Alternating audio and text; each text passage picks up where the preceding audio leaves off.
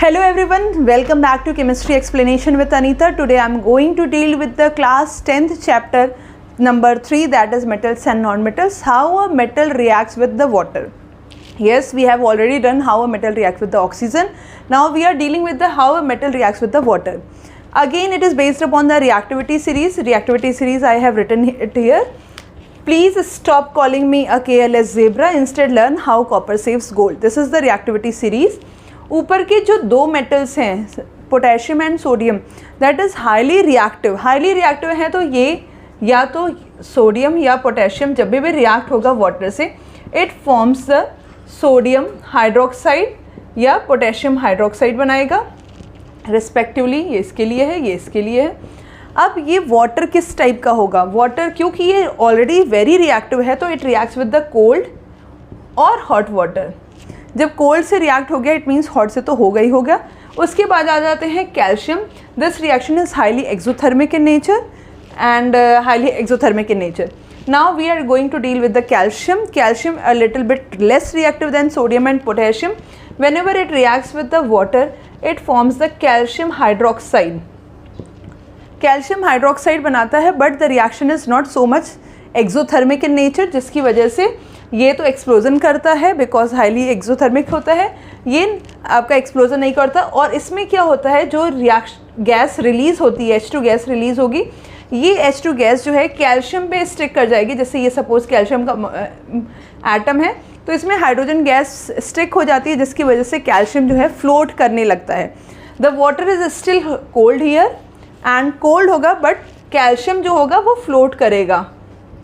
Now again after that magnesium, whenever the magnesium react with the water, if the water is cold, magnesium react नहीं करेगा.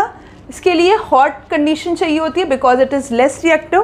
तो जिसकी वजह से magnesium hot water से react होता है and ये form करेगा magnesium hydroxide and ये भी float होगा but hot condition में, hot water होना चाहिए.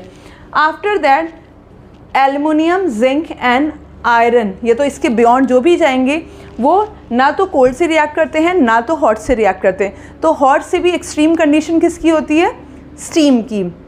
Yes, we have already learn in grade 9th कि लेटेंट हीट होती है स्टीम में, बिकॉज ऑफ दैट उसकी वो ज़्यादा हीटिंग पावर होती है. तो हम अब क्या करेंगे, after that aluminium, zinc and iron, ये कोल्ड कंडीशन से रिएक्ट नहीं करते हैं ना तो हॉट वाटर से रिएक्ट करते हैं.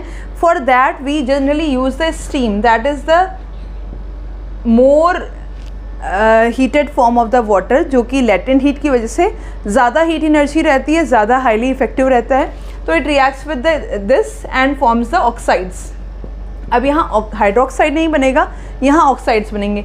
जैसे कि एल्युमिनियम ऑक्साइड बन गया वाटर से रिएक्ट करने के बाद, जिंक ऑक्साइड बन गया और आयरन ऑक्साइड बन गया. मेक श्योर यहाँ जो आयरन ऑक्साइड बनता है that is a mixed oxide. Means we know iron की वैलेंसी +2+3 होती है, तो यहाँ +2+3 दोनों वैलेंसी करके ये मिक्स्ड ऑक्साइड बनता है. तो Fe3O4, यहाँ क्या होगा, Fe की 4+ आ रही है, तो this is a mixed oxide. Fe2 और Fe3 का कॉम्बिनेशन जो कि मिक्स्ड ऑक्साइड्स होगी और सब में H2 गैस रिलीज होगी.